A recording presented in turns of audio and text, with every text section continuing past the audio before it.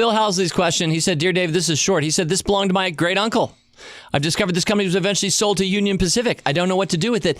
And Bill includes a picture of a stock certificate. And the company is Chicago and Northwestern Railway Company. And like a lot of these certificates, this is a beautiful piece of art. Gorgeous. Yes. And this is from the 1930s. 1937 is when it was executed. So obviously the company doesn't exist anymore, but there are plenty of places where this stock certificate itself, particularly if it's in good condition, could net Bill a lot of money. Is that right? I would take it to any coin and stamp store, because one of the things that they also will do is they will deal in old certificates. It's called scripophily, the collecting SCRIP OPIPHILY. Scripophily. Scripophily is the collection. .com? Yeah. Okay. .com. Yep. Yeah.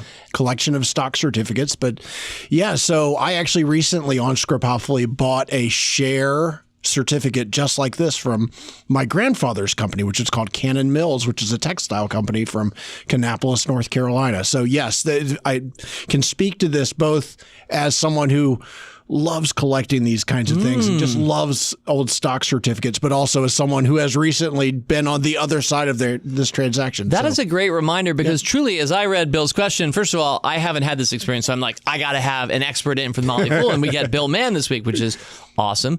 But I was just thinking, hey, maybe Union Pacific paid something for this company that's decent. Union Pacific's still around, so maybe this is worth a lot of money. But you're pointing out that whether or not that's true, and it might be, the artwork itself and collectors, there's a whole market out there for these kinds of certificates. Yeah. So there is something called the Escheat rules. And so probably if this has been sitting around, what Escheat is it says that after a period of time, the company might consider the shares abandoned.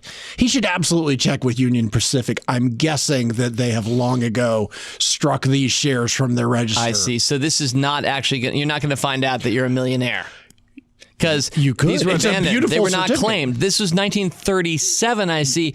We are 82 years later right now. So, so probably there's no stock market value to this. You can't claim 1% ownership of Union Pacific at this point. Right. Highly unlikely. But it's worth checking. Union Pacific might want to get their hands on this stock certificate. They might think that that's a pretty cool thing. But it would be fabulous. I hope Bill lets us know what happens. But I think of it more in terms of, because of the Escheat rules, I think of this as what a collector would do with it. And I guarantee you that's not worth zero. Really cool. Last question for you, Bill, before I let you go.